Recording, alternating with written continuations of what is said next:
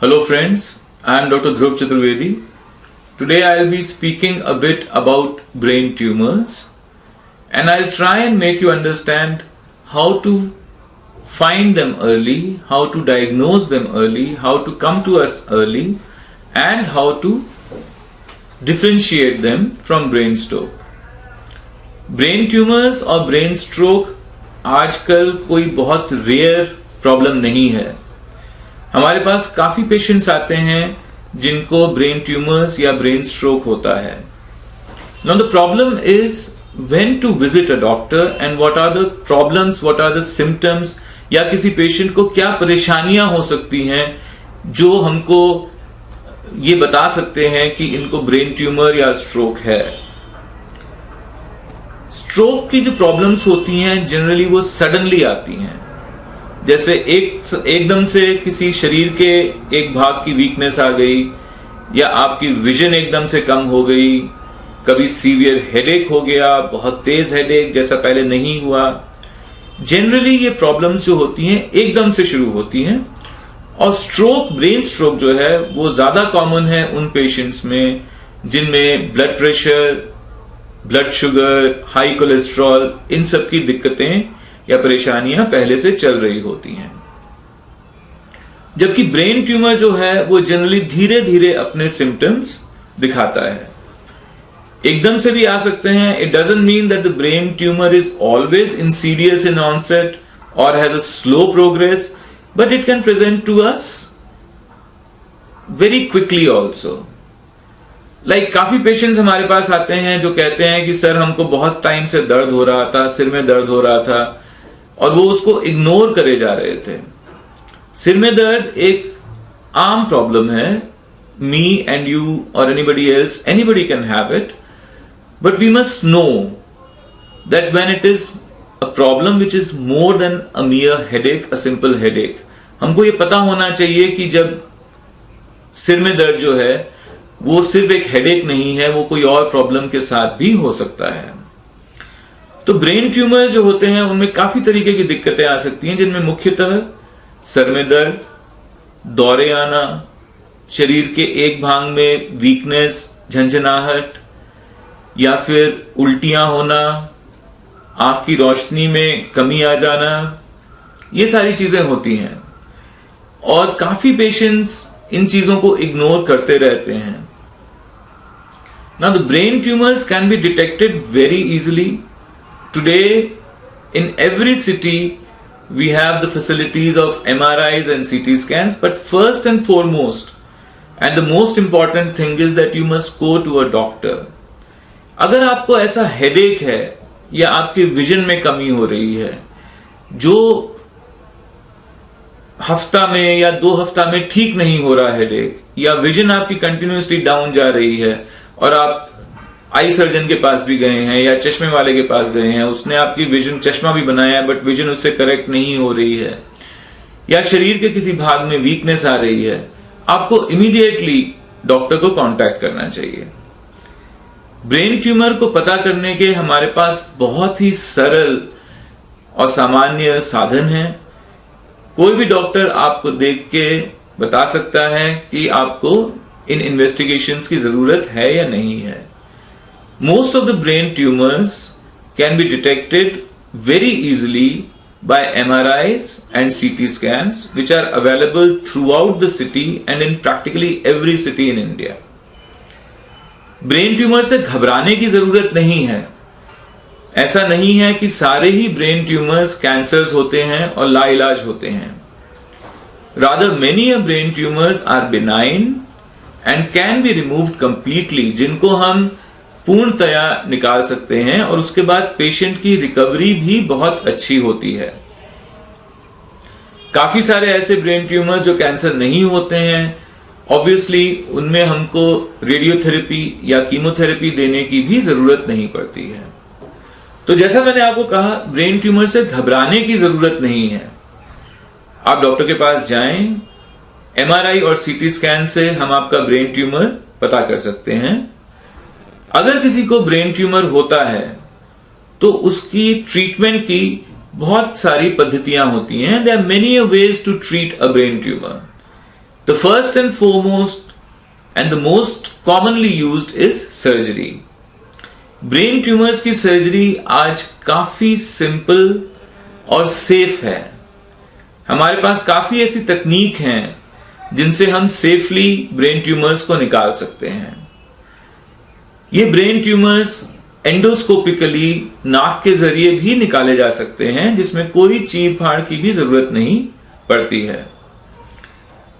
Secondly, हमारे पास आजकल navigation भी है, जिससे हम बहुत ही छोटे चीरे लगाकर ब्रेन ट्यूमर को हम कंप्लीटली निकाल सकते हैं.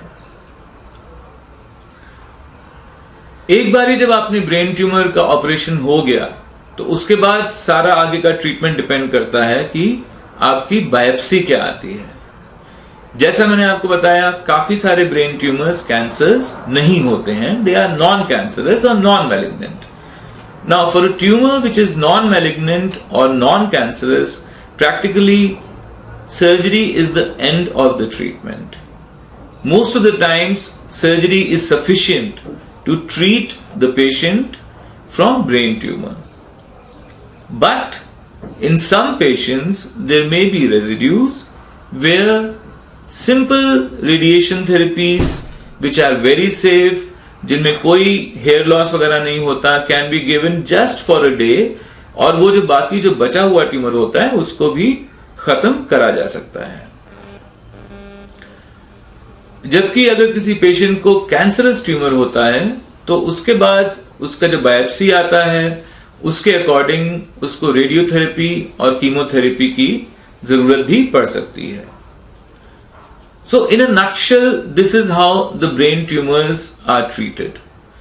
But as I said right in the beginning, the sooner a patient comes to us with the problem, the better and more complete are the results. Lately ही मेरे पास एक पेशेंट आए थे और ये पेशेंट अपने बच्चे को ये पर्सन अपने बच्चे को लेकर आए थे जो कि 7 साल का बच्चा था और उसका 6 महीने से आंख की रोशनी कम हो रही थी और कम होते होते वो ऐसा हो गया था कि उसको सिर्फ 2 फीट पे हाथ का मूवमेंट पता चल रहा था और उसके अलावा उसको और कुछ नहीं. वो अपने फादर मदर को पहचान भी नहीं पा रहा था, अपने दोस्तों को पहचान भी नहीं पा रहा था. साथ में हेडेक भी हो रहा था, वॉमिटिंग्स भी हो रही थी. ये पेशेंट दिल्ली से नहीं थे, बाहर से आए थे और वो विलेज में रहते थे. वहां से उन्होंने बहुत डॉक्टर्स को दिखाया. कभी कभी किसी डॉक्टर्स ने उनको सीटी स्कैन और एमआरआई एडवाइस भी करा जब वो बड़ी सिटीज में आए थे, बट उन्होंने कराया नहीं. They kept postponing it. Ultimately जब उन्होंने एमआरआई कराया तो पता चला कि ब्रेन में ट्यूमर है और वो आंख की रोशनी की नस को दबा रहा है. बच्चा छोटा था, हमने उसकी इन्वेस्टिगेशंस कराई और हमने उनको समझाया कि ये एक सेफ सर्जरी है और ये जरूरी है बच्चे के लिए. अगर ये सर्जरी नहीं होगी तो बच्चे की आंख जितनी रोशनी बची है वो भी चली जाएगी और इसकी जान को भी खतरा है क्योंकि ट्यूमर धीरे धीरे बढ़ेगा. Ultimately, they agreed to undergo the surgery and God willing we did a wonderful job. The child is better. His vision is better than what it was before the surgery. Now he can see much beyond those 2 feet. और वो अपने माँ बाप को पहचान भी सकता है, उनका नाम भी बता सकता है and the entire family is very happy. तो ये एक ऐसा केस है जिसमें डिले ने भी उतना लॉस नहीं करा, मगर अब भी उस बच्चे की आंख की रोशनी पूरी तरीके से ठीक नहीं है. क्यों? क्योंकि जो आंख की रोशनी की नस है उसमें ब्रेन ट्यूमर ने एक परमानेंट डैमेज भी कर दिया है. यही चीज अगर हमारे पास पहले आ जाती, 3-4 महीने पहले आ जाती, जब आंख की रोशनी की नस को डैमेज नहीं हुआ होता, तो रिजल्ट्स और अच्छे होते और कंप्लीट होते. And you can imagine a 7-year-old child is going to spend his entire life with limited visual impairment. So this in itself is we must understand this in itself tells us that if there is a problem, let us not postpone it. Whether it is headache, vomitings, decreased vision, weakness in the limbs, arms or legs or any part of body, so many things. Let us not ignore it. Go to the doctor, get the investigations done, and I can assure you, in most of the instances, you will find the right treatment, and if you come to us early, the treatment will benefit you a lot. So the purpose of my talk is to make you aware, firstly, that the brain tumors are common. Don't ignore early signs of brain tumor. शुरू में जो दिक्कतें आती हैं जैसे headache वगैरह, उसको ignore नहीं करना चाहिए. अगर आपको लगता है कि आपका ऐसा हेडेक है जो पहले नहीं हो रहा था और अब होना शुरू हुआ है और दो हफ्ते में 3 हफ्ते में ठीक नहीं हो रहा है, गो टू द डॉक्टर. पूछिए उनसे कि अगर कोई इन्वेस्टिगेशंस करानी है तो कौन सी करानी है, और जो इन्वेस्टिगेशंस वो एडवाइस करते हैं उनको कराइए. आप अगर डॉक्टर के पास और हॉस्पिटल में जल्दी आएंगे, समय से आएंगे, उतना ही जल्दी आपका ट्रीटमेंट शुरू होगा और उतना ही कंप्लीट और इफेक्टिव आपका ट्रीटमेंट होगा. So no need to worry, but present to us, come to us as early as possible so that we can help you to the best of our abilities. So now I'll speak a little about the myths which are associated with the brain tumors. जैसे काफी patients आते हैं मेरे पास और वो मेरे को बताते हैं कि हम ये सोचते हैं और उसका कोई साइंटिफिक बेसिस नहीं होता. सो मैं ये नहीं कहता कि ऐसा सोचने में वो गलत हैं, क्योंकि ओवर द एजेस ये कुछ धारणाएं हैं जो हम लोगों ने खुद बना ली हैं. So one of the myths is that all the brain tumours are the same. सारे ब्रेन ट्यूमर्स एक तरीके के होते हैं, ऐसा नहीं होता. बहुत सारे ब्रेन ट्यूमर्स होते हैं जिसमें कुछ कैंसर होते हैं, कुछ नॉन कैंसरस होते हैं.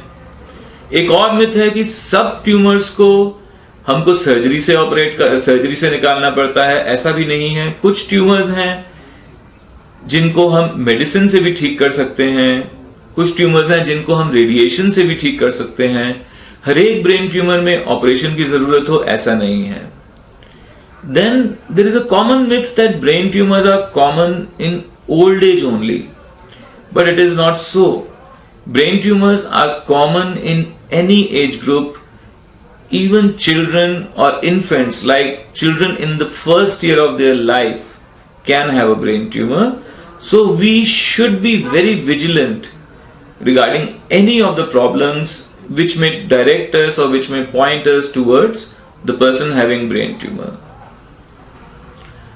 Another myth is that they are related to lifestyle. They are not related to lifestyle. The brain tumors, most of the brain tumors, as to why they happen is really not known. So if we think that the lifestyle modifications can prevent us from brain tumors, it is not so. एक myth है कि MRI कराने से brain tumour हो जाता है, ऐसा भी नहीं है. इलेक्ट्रोमैग्नेटिक रेडिएशन से ब्रेन ट्यूमर नहीं होते हैं. एक बहुत लोग मेरे से ये बात पूछते हैं कि हमको बताया गया है कि ब्रेन ट्यूमर्स लाइलाज हैं. It is not so. Many, if not all. Sir इस वाली लाइन को दोबारा से करेंगे. बहुत सारे लोग बहुत सारे लोग मेरे से कहते हैं कि हमको ये बताया गया है कि ब्रेन ट्यूमर्स लाइलाज हैं, इनका कोई इलाज नहीं है. एक बारी ब्रेन ट्यूमर हो गया तो सारी जिंदगी आपको सफर करना पड़ेगा, ऐसा नहीं है. काफी सारे ब्रेन ट्यूमर्स उनका पूर्णतया इलाज करा जा सकता है. और पेशेंट्स उसके इलाज के बाद, चाहे वो मेडिकल ट्रीटमेंट हो, चाहे सर्जिकल ट्रीटमेंट हो, चाहे रेडिएशन ट्रीटमेंट हो, एक नियर नॉर्मल और एक सामान्य जिंदगी भी जी सकता है. और काफी पेशेंट्स एक सामान्य जिंदगी जीते हैं. ऐसा भी नहीं है कि हर एक ब्रेन ट्यूमर के ऑपरेशन के बाद या ट्रीटमेंट के बाद शरीर के किसी अंग में फालिश आती है या कमजोरी आती है. ये एक और धारणा है जो कुछ लोग मेरे को पूछते हैं.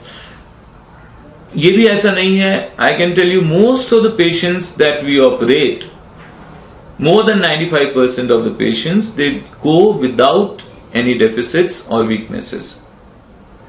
So what I would like to say, the myths are there. If you have some questions, when you go to the doctor, ask those questions, let him answer those, and I'm sure most of the scientific data which is available with the doctors and nowadays even on the net, if you approach the right site, अगर आप सही जगह देखें, so they will be able to answer your queries. ये myths जो हैं ये हमको तोड़नी चाहिए, ये जो गलत धारणाएं हैं ये हमको तोड़नी चाहिए, and we should educate each other also regarding all these things. Thank you.